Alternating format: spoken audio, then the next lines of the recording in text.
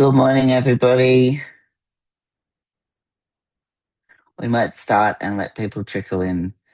Good morning, everyone. My name's Jax Brown. My pronouns are he and they, and I'm the Resource Development Lead. So I organise sessions like this one for you here at the Disability Advocacy Resource Unit. Welcome to this Advance Your Advocacy Practice session. It's really wonderful to have you with us this morning. Before we kick off today's session, I'd like to acknowledge that I'm on the lands of the Wurundjeri people of the Kulin Nation and pay my deep and ongoing respect to their elders past, present and emerging. And I'd also like to pay my respects to any other Aboriginal or Torres Strait Islander people who are joining us today. So a little bit of housekeeping. We encourage your active engagement with today's session, so please ensure that you put your questions in the Q&A box, and we'll be monitoring this behind the scenes, and we'll facilitate a Q&A for you at the end of the presentations. So if you click on the tab at the top titled Simone's Screen, you can see me and the PowerPoints at the same time. You can also enable captions by clicking more, and which is the three little dots down the bottom of your screen, and then clicking show captions. The slides and the links and the resources, as well as this recording, will be available after today's session as well, and I'll upload them to the DARU website and send all those things out to you. So why are we undertaking today's session? Well, we know that disability advocates undertake vital work for people with disabilities, upholding our rights and our accesses to services and supports. And yet disability advocacy services really remain stretched and drastically underfunded in Victoria as well as nationally. So having a session like this one where we can develop and hone our skills in how to write successful grants can provide you with really vital funding to sustain and extend the capacity of your organisation. So today we're joined by Simone from People with Disabilities Australia and Sue from the National Disability Research Partnership. And our focus, as I said, is really in upskilling you in how to seek out grants, work out if they're a good fit for your organisation, think about how you might build key partnerships and write grants with confidence and purpose. Okay, without further ado, I'll hand over to you, Simone. Thank you so much, Jax. Simone speaking. Hello, everyone. Thanks for joining us today for this session. Just go to my next slide. So before I start, I would also like to acknowledge that I'm meeting on the lands of the DARU people today, and I pay my respects to this land and its people and to elders past and present. And I also acknowledge that respect to any Aboriginal or Torres Strait Islander people present today in the session. Always was, always will be Aboriginal land. And on the screen there is an image of an artwork that PWDA commissioned by Paul Constable Calcott, a Wiradjuri elder and PWDA member. And this artwork actually hangs in our PWDA offices in Surrey Hills as well. So just a little bit about who we are, PWDA, before I start. So PWDA is Australia's national peak disability rights and advocacy organisation.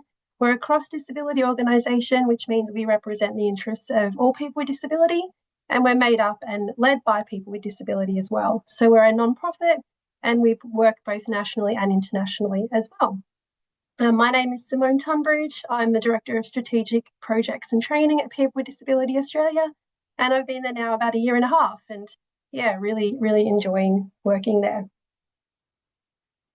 So what I'll be talking about today, I'll be covering things like how to choose the right grants or how we go about it. So sharing some of the things that we've picked up along the way and some of our knowledge with you today around that, about how we choose the right grants and identify opportunities that are the right fit. We also think about how we align our funding with our organisational goals as well. A little bit about building organisational capacity and developing partnerships. They're really important as well, and they can strengthen grants. How we embed co-design, and also how we budget for accessibility and inclusion as well. And as Jax mentioned, if you have any questions along the way, if you pop them in the Q&A, that's great as well. We can get to those. So what I wanted to start with is why strategy matters. And I think that sometimes we can see grant opportunities come up and we can be reactive. So we can see grant opportunity and then we immediately start thinking about how we can develop a project that can fit that grant. So that is a way that you can do it. But another way is thinking about your priorities and the things that you're already hearing, and then aligning those to the grant or looking for grants that support your priorities and your goals. So we found that our strongest and most successful grant opportunities have been things that have been connected to community need. So things that we've already heard from our members, organisations that we work with and clients as well, things that are aligned to our organisational priorities and our strategic priorities, things where we already have existing expertise that we can build on or continue to build, grants that allow us to develop strategic partnerships, and a big one and something that I think about a lot is long-term impact. So looking at grants that support not only delivering one project, but also what can come from it long-term. So as I mentioned, a grant opportunity may introduce a new idea, and that's okay as well, because funders, they often identify those emerging issues or gaps, and that can lead to opportunities that you as an organisation may not have yet considered. So reading a grant opportunity can prompt us to think a little bit differently about how we approach something, and that's great. So the key idea isn't really about where it comes from, it's about whether after you've explored it, whether it aligns with your purposes, your values, and your expertise as well. And really importantly, the needs of your community and your members as well, if you have members, is important as well. So in choosing the right grants, not every grant is worth pursuing. And I know I'm probably saying things that you know here, that every application takes a lot of time and energy and resources, and they can take hours and hours of work. And I think that's why it's important to be somewhat selective. So before we commit to a grant application or apply, we ask ourselves some questions, and I'll share those with you on the next slide. But we think about the time and the resources that would be required. As I mentioned before, whether it fits our purpose and aligns with our values, whether we're well placed to deliver it, whether it creates meaningful impact. That's something that's really important to me is impact and what impact it can create. What the opportunity might cost if we pull our focus from other priorities. So as I mentioned, it takes a long time to put a grant application together. So we think about, well, if we spend a lot of time putting this together, where might we be pulling our resources from in other places we need it? And something as well as attending information sessions on the grant opportunities. So a lot of the time when a grant is announced, they will also put forward an information session. And they're really great to go to as well. You can get some great information in those sessions as well. And saying no to the wrong grant creates space to pursue the right one. So sometimes when we look at a grant, the answer is yes. Sometimes it's not right now, and sometimes it's no. So it's about, being selective and knowing where you can focus your energy on with the most, genuinely positioned place for success there. So these are some questions that we ask. This slide reflects the kind of conversations that we have when we're looking at grant applications. And honestly, even just spending, 15 minutes discussing this or thinking about this can really help you figure out which ones are worth pursuing and which ones might not be the right fit. So the first thing that we think about is eligibility and do we meet the mandatory requirements? And I applied for a grant recently that unfortunately we weren't successful in. And the general feedback that they sent back like group feedback. And they said that there was such a large number of applications that were just ruled out because they didn't meet the mandatory requirements. So that's really the first thing thinking about is, do you meet those requirements first off? And then we look at strategic fit. So does it align with our purpose and our priorities? Is this a good fit for us? Linked to that is our capacity. Do we have the people, the systems, and the expertise? If not, what would we need to do to make that work? Would we need more resources? Would we need to develop additional expertise? Do we need different systems? Then we think about community need. So what evidence tells us this is needed? And if you can include things like this in your grant application, it really strengthens it. So an example of that is we applied for a grant through the multi-year partnership primary prevention grant program, and we were successful. And something we were able to include was the community need. So we had a lot of emails from our members, and we had a lot of communications with members. We found a lot of research that said that primary prevention is really important in the disability space, and we were able to show that, and we were able to show that we could deliver that to our members and have meaningful impact. So anything you can develop around community need is important. And then all of our projects are around use co-design. So thinking about how will people with disabilities shape the project and in a meaningful way. And I'll go into some of these in more detail in the next slide. But yeah, we think about how can we co-design there. Partnerships, so who should be involved and why. And this is really great to think about at the start, because something else that really strengthens your applications is having letters of support from partners. And those kind of things can take time to get together. So thinking about good partners and who should be involved and why. So, not just having someone involved for the sake of it, but, what can they meaningfully contribute? And then sustainability. So once the funding ends, what kind of things can remain? How can we keep this going once we're not being funded anymore for the delivery of that project? So if I go into detail on some of those, so building capacity, I wanted to touch on this because something great that comes out of grants and something we like to show is how the grant can also build our capacity as well. So, a successful grant can build your expertise and capability as an organisation. You can develop resources and tools and improve your systems and processes. It can help you to strengthen partnerships and increase your credibility and also create future opportunities. And on the screen is 2 images from Building Access, which is a project we run at PWDA. And through that, we developed toolkits and easy read resources. And so those resources exist and continue even when the funding is finished. If that happens, when that happens, we still have those resources and tools, and they can be used across other work that we do as well. They are accessed by people who aren't direct recipients of the workshops that we run as part of that project as well. Through that project, we're able to strengthen partnerships. We've made some really fantastic partnerships, and that has led us to future opportunities. So we've been able to use the partnerships from Building Access in grant applications for other projects that have helped us secure those as well.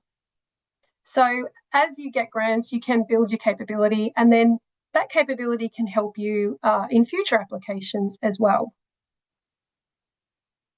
So looking at grants through that capacity building lens as well can be really useful too. So as I've spoken about a little bit, partnerships can allow organisations to bring different strengths and perspectives and community connections. So it can really strengthen your applications, and also, if successful, the project delivery as well. I think, no single organisation can be everything to everyone sometimes. So it doesn't mean that you have to have a partner for every grant opportunity you apply for. You don't. But it is good to think about where you can collaborate with other organisations as well. And so if you have strong partnerships, it means that you can share and bring together complementary expertise. You can also extend your community reach. So these are all things that you can highlight in your application. It can strengthen credibility and improve outcomes. I think this one's really interesting in reducing duplication. I've been to a couple of different discussions around grants and funding, and I've heard a lot of people talking about the idea of reducing duplication. So, working out how can people work together and how can organisations work together instead of duplicating what each other are doing. So I think that's a really interesting one to explore as well. Having a good partner can increase sustainability and also create opportunities to learn from and support one another. And as I was talking about, building those stronger sector relationships as well that I find often continue through different work as well. So in choosing the right partner, these are some things that we think about. A strong partner isn't someone who just agrees to put their name on an application. The best partnerships bring something meaningful to the project. So, We think about, do we have similar values and objectives? Do they bring expertise we don't have? So it could be technical expertise or community connections or cultural knowledge, accessibility expertise, specialist knowledge or experience. There's lots of different kinds of things that you might be looking for. Do they have trusted relationships with the community as well? Do they strengthen accessibility and inclusion? And can they contribute meaningfully? So some things we avoid: last minute partnerships where you can. So sometimes you do need a last minute partnership, and that's okay as well. But kind of like building, even having organizations that you know, that you have good relationships with, that you can call on when you're putting a grant application together.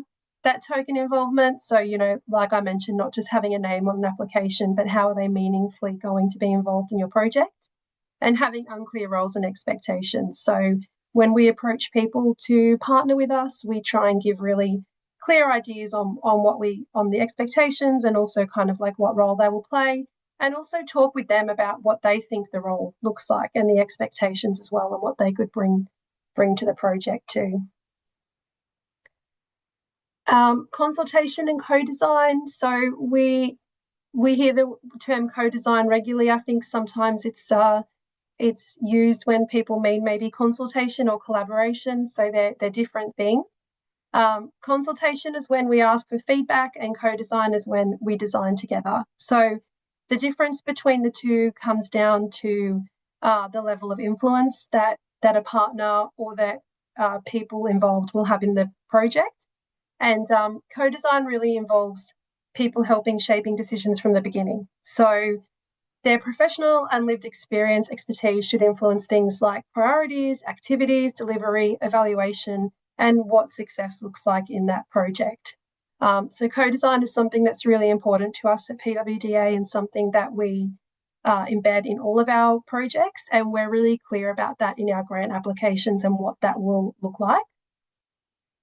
And so some things that we look at, some ways that we embed co-design are on the screen there. So when writing the application, I think it's really important to not just say that co-design will happen, but to show the funder what that looks like, so that they can understand what you'll be doing with co-design. So some things that we do: we have advisory groups on all of our projects. You could have steering committees or co-design workshops, paid lived experience roles, and having that regular feedback and review process as well. And good practice around co-design, and something that we show in our grant applications, is that people will be paid for their time and expertise. So we recognise that lived experience is expertise. Building accessibility into all of our engagement activities, making sure that we're going to provide appropriate support and information, and also explain how input will influence decisions. I think it's really important, and a big part of co-design is making sure that people involved know how their input is going to influence the project as well. A big one that we think about, and this one can be tricky, but when you're doing a grant application, including accessibility into your grant application is really important. So build it into the budget from the start. And we think about 3 different areas. So the first one there is accessible participation. So that's interpreting, captioning, easy read. It could be transport or support people, and accessible venues. So you won't know exactly, when you're writing the grant application, you may not know exactly what that amount will be. So we allow a certain amount.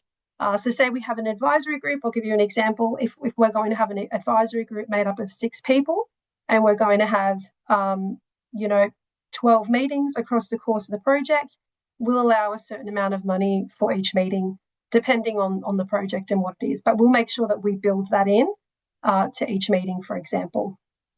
The second one is that co-design and lived experience. So payment for time, preparation, facilitation, support, and accessible engagement. So again, if we take that advisory group and we have 6 people, we will include in the grant application the payment for their time and preparation as well. And that will be a line item in our budget.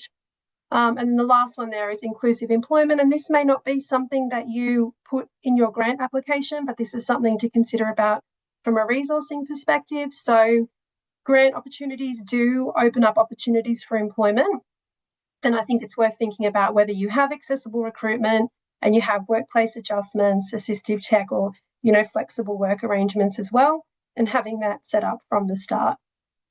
Yeah, there's no, I guess, universal percentage that we use because requirements can vary between projects. So rather than allocating a kind of generic figure for each project, we think carefully about who will be participating and what supports they might require. You can seek quotes as well wherever possible. So you might seek quotes for things like Auslan interpretation or captioning and easy read. We'll often put easy read in, so we get a quote for easy read, and depending on what resources we're going to develop in the project, we'll put a budget in for easy read for those resources as well. Accessibility isn't an add-on, it's part of good project design, and I'm sure everyone's across that and agrees that, yeah, it's really important to include that at the start and to put that in the budgets as well. So some key takeaways from me: I think strong applications are built on that strategic thinking. So, where you can, aligning those projects to your priorities and your values and community need as well, having that clear community need, having strong partnerships and keeping those going, and thinking about future as well. Using genuine co-design is really important, and showing that in your applications, making sure that you are including accessibility and inclusion in your applications as well, and showing long-term impact. So when you're thinking about your opportunity, thinking about what exists beyond the grant period as well. And I think when you have these foundations in place, writing the application can become much easier. And in the spirit of collaboration, would love to hear from anyone if you do have any more questions or, anyone wants to collaborate. Really, really happy. There's some contact details there. You can reach me at that training@pwd.org.au email, and there's some numbers there as well. And thank you so much.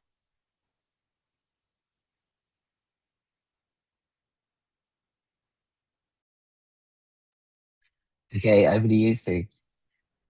Sue speaking. Hello, everybody. I'll just share my slides. I want to begin by acknowledging the traditional owners of joining from the lands that we're joining from today, and pay my respects to elders past and present. My name is Sue Tape, and I'm the Deputy CEO and Head of Evidence to Action at the National Disability Research Partnership, or NDRP. In a session about grant writing, the acknowledgement of First Nations people is also very important, because funding decisions are never neutral. They reflect whose knowledge is valued, whose priorities are recognised, and whose voices are heard. And good grant practice should make space for First Nations leadership, genuine partnership, and approaches that are grounded in community, equity, and self-determination. And we would like to think that the NDRP is working hard on achieving these goals as well. So who is the NDRP? I come to this conversation wearing a couple of hats today while representing the NDRP. But before that, I spent many years in disability advocacy, particularly with children and young people with Disability Australia. And one of the things that I've learnt is that grant writing can sometimes feel like a mystery. You spend days or weeks preparing an application, you press submit, and then you wonder what happened behind closed doors. So today I want to pull back the curtain a little bit. At the NDRP, we are knee deep at the moment in assessing our 2026 disability applications, funding round applications. But all up, we have assessed exactly 417 applications and worked with people with disability, researchers, advocacy organisations, and community groups across Australia. And those 417 have been since we became an independent organisation in 2024. The good news is that the strong grant applications are rarely about having the fanciest language or the biggest organisation.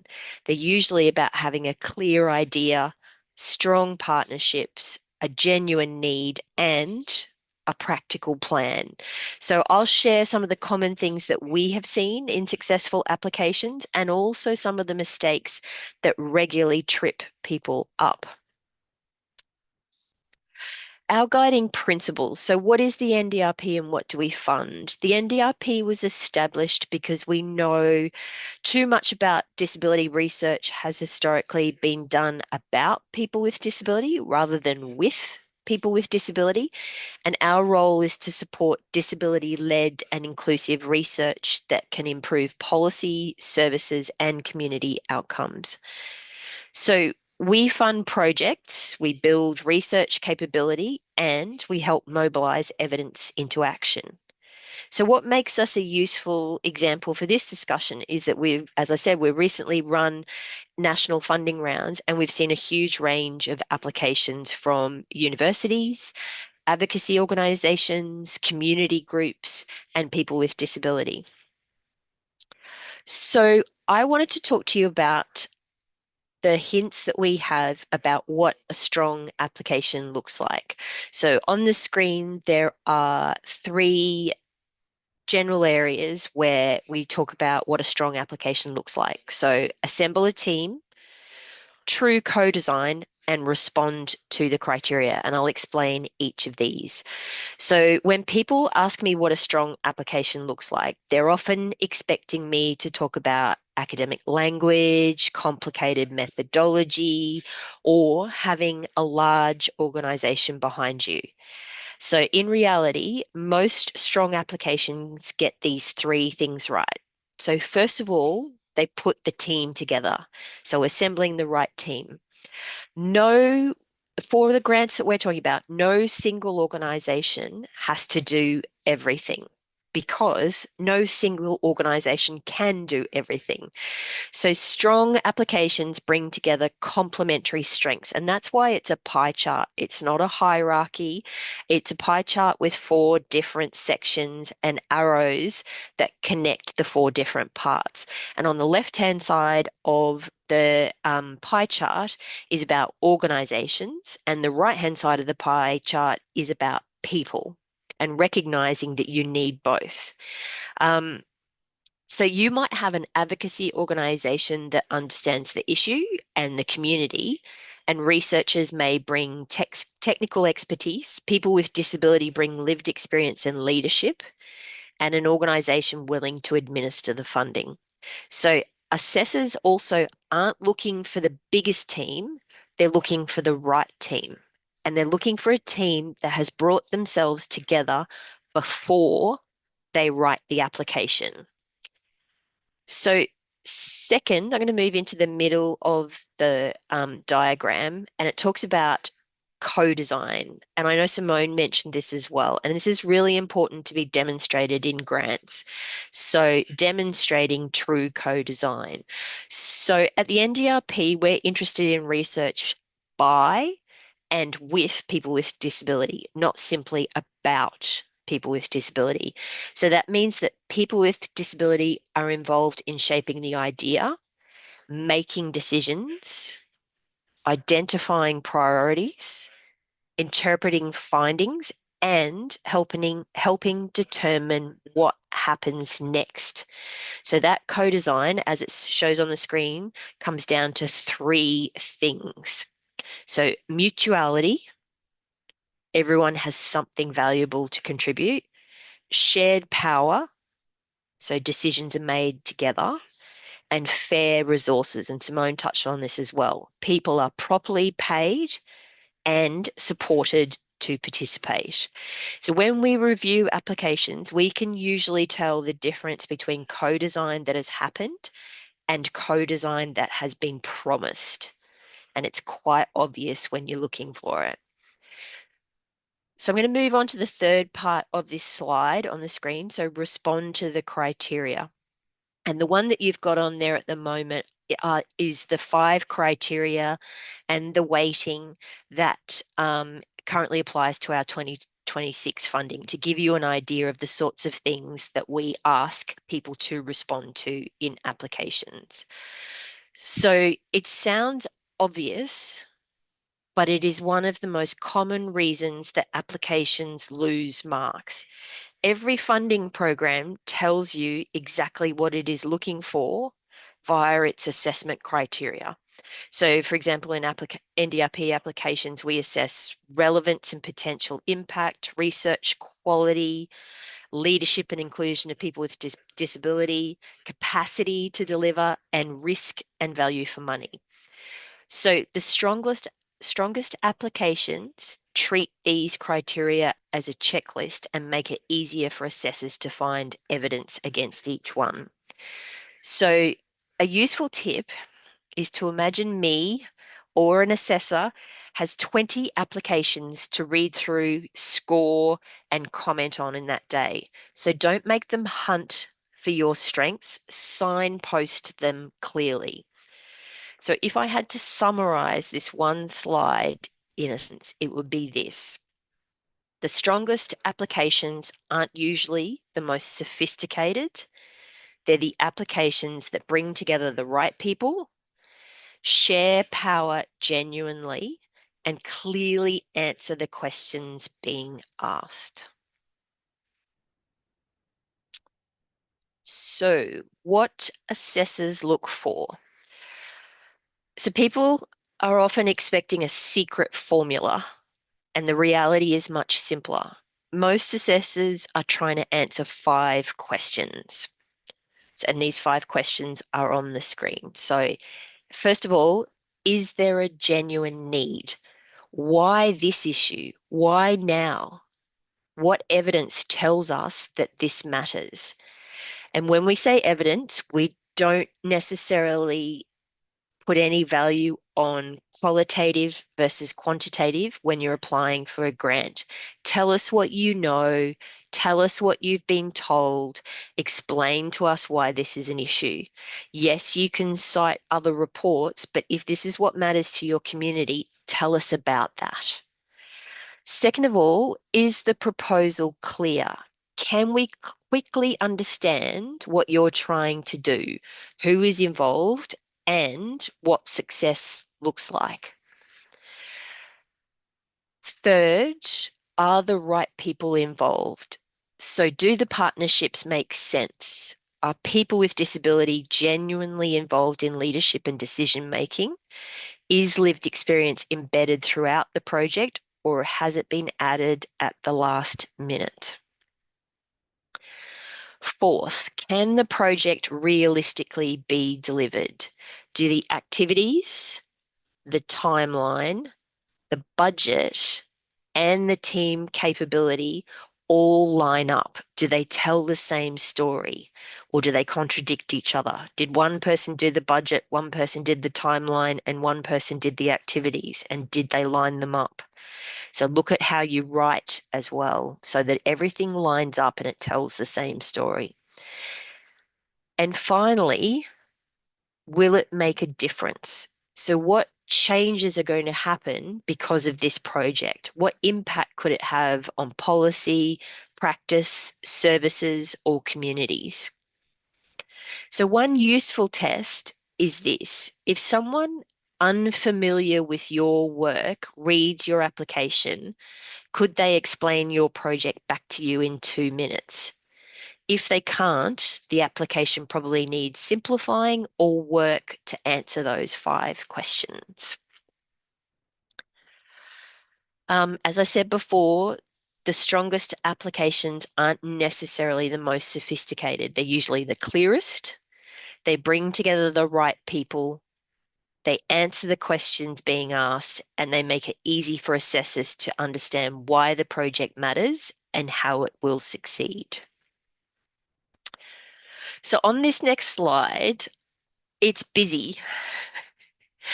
And Jax has a copy of the slides and a copy of the plain text, which has all the hyperlinks that you can see on this slide. So this is a slide of the NDRP resources that are currently publicly available to anybody and everybody. And I really encourage you to take advantage of this access to these materials. And you will find that a lot of the things we do are in plain Word documents because we want you to copy and paste. We want you to use. So these resources have been developed by the NDRP and freely available. And one of the things we hear regularly is that organisations know that they want to partner, co-design and apply for funding, but they're not always sure where to start. So these resources are designed to help exactly with that. So from the I'll just talk you through what's there, what the library is. So from the left to the right, on the left-hand side, we've talked about our guiding principles and our research agenda. So this is what are we supposed to do and how are we supposed to do it? So it tells you where we're coming from. There's also just on the website, pardon me, our website, you'll find resources and videos. We also want to link you into APO Disability Research Collection. So this is free, open access, existing research organized in a way that will make sense to people who are looking for information and evidence. And we also encourage you to subscribe to our newsletter. So the middle part, which has got a grey background and a dark blue buttons, that's some of our resources that we pull together around Advocacy 101 and creating good partnerships, and then co-design, doing research from the start. And there's a range of resources in there about what it means, how to build a team.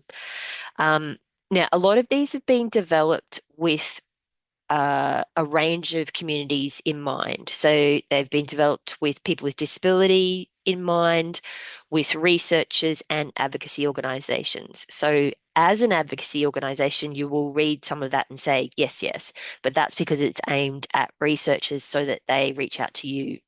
But you could share those with researchers and say, this is how we like to be engaged with. So the other thing that's on that slide is on the right-hand side are 9 buttons, which are links to our YouTube playlists where we have videos, both from events that we've held and videos that we've created. There's a handful of short explainers like what is advocacy, what is co-design, talking about evidence to action, how to impact policy, and then we've also at the bottom 4, you'll see some of our research agenda topics in more detail, and also our most recent event around disability data and what it means to do projects using disability data. So I would highly recommend exploring. Please share. All the videos are captioned. There are Auslan interpreted videos for a lot of them. And if there's not Auslan, there are definitely captions, and there's also plain text documents that go with all of this.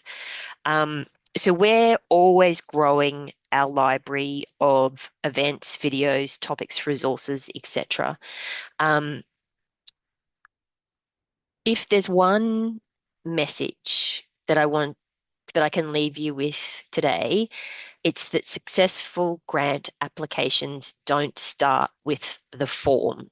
They start with relationships, clear purpose, and meaningful involvement of people with disabilities. So these resources are designed to help you build those foundations before the funding opportunity even arrives. So preemptive work, preemptive organisation and development for you and your teams. So everything on this slide is free and designed to help organisations strengthen those partnerships, the co-design and also the potential impact. I'd really encourage you to take advantage of it. Please don't reinvent the wheel. Copy and paste is your friend. And if it's a resource that you find helpful, you can acknowledge us, but we're not interested in citations or acknowledgement. But if you want to share it with other people and tell them where you got it from and that there's other stuff there, we'd actively encourage you to do that. So just this last slide is how to get in contact with us. So we're on Facebook and LinkedIn.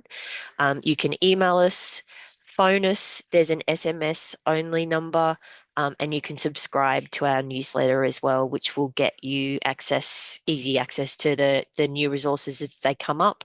But check out our website as well. Um, I want to say thank you to Jax for including us in an event like this. Jess and I are always looking for opportunities to share what we're up to. So happy to talk to people more. As Simone said, reach out to us, or happy to take questions, but I'll stop sharing my slides. And we've shared with Jax the slides and the plain text Word document of the slides, which includes the link. So please feel free to share with your teams and people that you hope that they'll find helpful. Thank you so much, Sue. That was so super helpful, and really clear as well. I'm not seeing any questions coming through just yet. I guess I had a question, and I think perhaps you explained it in some of the links that I'm going to share around on that last slide as well. But where you talked about, a good application really starts with building those relationships, and Simone talked about this as well. Before you even get to the point of writing the application. Um, I wondered if you wanted to talk about, yeah, like how people can do some of that forward thinking, because I think I'll speak for myself. I think often in organizations we can all be a bit time poor, right? And so we see an opportunity come up that we think is going to be a great fit, and we try and connect with those organizations and get those letters of support and do all that work. um but yeah, I liked this idea of the relationship building process kind of being an ongoing thing that you're doing as an organization, and then you're also looking for the opportunities to get funding. Did you want to share a little bit more about that? Sue speaking, happy to. So one of the things that I've seen in the last few months in particular, as we're encouraging people to build those relationships. So I can say this many times, and as you say, okay, that's lovely, Sue. How do I do that? So one of the things that I find most helpful is LinkedIn, because LinkedIn is where people go to share their expertise and where they go to share what's important for them and the issues that their work is, whether they are in government, whether they are in research, whether they are in advocacy. That's the place where you see what matters to them. And that's where I kind of, and I need to be careful about my language here, a target list of people to create relationships or to read what they say and how they say it. And that's where I can find out more about their values and what they're trying to achieve. So that's where I kind of do the values test as to how people write things, how they refer to people with disability, how they refer to people who are facing these issues and reference communities. That's where I get values signals from. And then I also then can follow the trail of where do they write? Do they write in the conversation, or do they share their articles that are all behind a closed paywall, which kind of sends me some other signals as well.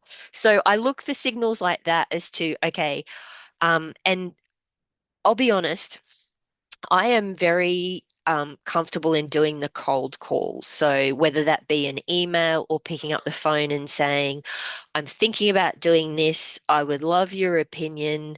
I haven't started. Do you think I'm on the right track? That's the stuff I'd be encouraging you to do. Yes, it is scary. Yes, it is sometimes hard to get through. I call them the bouncers. So the people that are the front of office, the people that answer the phone. I obviously don't call them bouncers to their faces, but it is sometimes hard to get through, um, but it is about signaling your intention. So I have an idea. I would like to do some work in this space. I wondered whether there would be somebody in your team that could talk about what you're doing in this space. And it doesn't always have to be the most senior person in the organization. Sometimes it's great to develop relationships with people who are doing the groundwork, the people who are answering the phones and taking the queries from people. They have amazing insights as to what the issues are and who's doing work because they're fielding those same calls. So cultivating those relationships, any in-person event that you go to, and I'm possibly not the best at this, is during the break time, sometimes we have to pull ourselves out of that place where we just want to have a coffee and sit in the corner and not talk to anyone else. But finding maybe one person that you haven't ever met and that you want to understand who they are and what they do. And it's amazing how just that listening will create a great relationship that you can utilize. And there's a lot of give and take in this, and that's what partnerships are. They're give and take.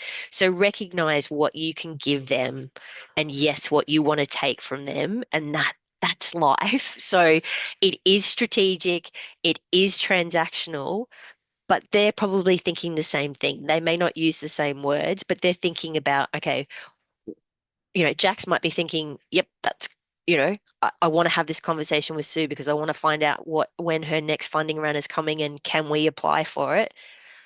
That's where Jax is coming from. And Jax knows that I want better research done by people with disability. So Jax already knows that. So we're having a conversation with a shared understanding, and you can go deeper on an issue then. So in-person events, have that conversation, even if it's only one. Then the other thing, sorry, last thing, Yeah, yeah, Jax, yeah. Oh, last thing, good. I Yeah, yeah.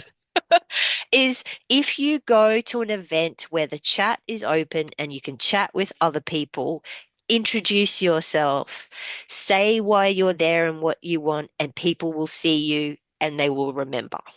Thanks. Yeah, no, amazing, amazing advice, and it makes me think I should really update my LinkedIn. Simone, I'd love to bring you in, and Yeah. I particularly loved some of the questions you had in your presentations. They were really clear to get people to think, and also the difference between good co-design and collaboration, and what the kind of differences are. How do we get organizations and also government to really understand the importance of a good co-design process that's actually meaningful for people with disabilities? And also feel free to say what you're going to say when you put your Yeah. hand up as well.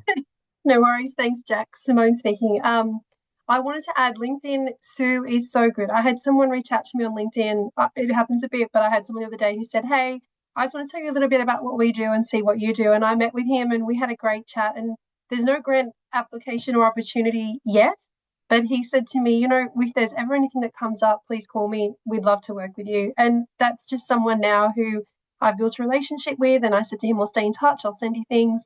The other thing I wanted to mention, though, is using the relationships you've made to help you foster new relationships as well is really good too. So when you make good relationships with someone, we have many times reached out to that person, organization, and said, hey, can you put us in touch with an org or a person who focuses on this, because this is what we're looking at, and using their networks. And then you develop this really beautiful kind of like shared network. So yeah, lean in on the connections that you already have as well and get them to introduce you to new people too. I'm so sorry, Jax, I've forgotten the question. Genuine. Yeah, how do we get people to see genuine co-design? Yeah, so I actually spoke on a panel recently about co-design, and something that was really interesting that came up. I was suggesting that we do put grant applications in, but true co-design means that we have people involved at the start, but that what we've actually submitted and what we've actually said we would do could likely change. And I think that that needs to be okay as well. Like, you need to have a relationship. And I've got to say that with the funders that have funded our projects, we've had such good relationships, and they've actually been so open to us coming and saying, hey, we're going to do a slight pivot here because this is what we have found through co-design. Like, through these advisory groups, through our steering committees, we've found that this needs to change and pivot. And I found that people are often really open to that because that is genuine co-design. Like, co-design means that people are responsible for shaping how things look. and how things might change. So I think I've had really positive experiences with that. I'm not sure if others have, but I've found that to be great. And we say that in our applications that we will have an advisory group, and like I mentioned, that this is what they will contribute to, and this is how this is how things might change, for example, or the project might look. So yeah, I hope that answered the question. But yeah. Yeah, awesome. It really did. And I think, yeah, having that flexibility built in to the grant application, that, that is a key part of co-design. And I think, yeah, we should be able to work flexibly, as you said, based on what, folks with disabilities that we're engaging with, what we're actually saying we want and need as part of that co-design process. Yeah, I and was you might not also, have that at the top. yeah, You might not have that when yeah. you're putting your grant application in. So I think, funders having that flexibility to once you get going, it might look a little bit different. So yeah, agreed. Sorry, I cut you Yeah, off. yeah. And I Yeah. wondered also about like um the sustainability or the long-term kind of reach of um funding and of grant applications, like having outputs or outcomes that live beyond the scope of the actual funding itself, um, is something I know that funders kind of look for. How do you build in the time and space to really co-design those kind of resources or outcomes and make sure that you're producing something that speaks to community need, but also is going to be able to exist into the ether on the internet into the future and kind of remain relevant and useful. Do you have any comments around that? Yeah, so we I guess maybe it's just from experience, but what we do is I'll give you an example. So, for example, the project I mentioned before, we're developing an e-learning around healthy relationships. So that will obviously exist long past the funding has been given. The reason why the funding was very important for that is because we also wanted to make that um, accessible free to our members as well, so Mm, that we had the funding to build it. We're not having to cover that in that sense, if that makes sense. Um, so with that, we kind of worked out, well, how many hours, how much time do we think we need to dedicate to the advisory group being involved in building that e-learning? So how that's working is that that's being developed with a subject matter expert in a partnership, but then the advisory group access that e-learning, and they provide their feedback and suggestions, and they shape what that looks like as well. And then we build in testing. So after it's been with the advisory group, then it will actually be tested as well. Um, and then that's when we release it. And we're still obviously open to feedback, but we kind of build that in so that we have like a subject matter expert, an advisory group, testing, us and our expertise, and it becomes this whole shaped project. And we put that in the application stage. We say this is our plan, and this is how we plan to do it. It'll be X amount of meetings, X amount of hours. mm, mm. Yeah. Yeah, amazing, amazing. Thank you. That was great. Sue, I might bring you back in if I can. Kenneth has a question in the chat around writing inclusion-focused applications, and whether you have any particular advice. Sue speaking. Having sort of attended the PNC meetings for the last however many years, how old are my children? Um, numbers talk in those sorts of applications. So, the community that would be impacted by the grant, how many are there, how many are members of the college, or the school council,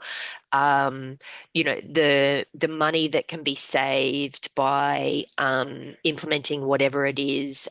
So both the sort of the people numbers, the dollar numbers, and also the support that you have. So, we've had 10 people contribute to writing this grant, or something like that. So numbers definitely talk.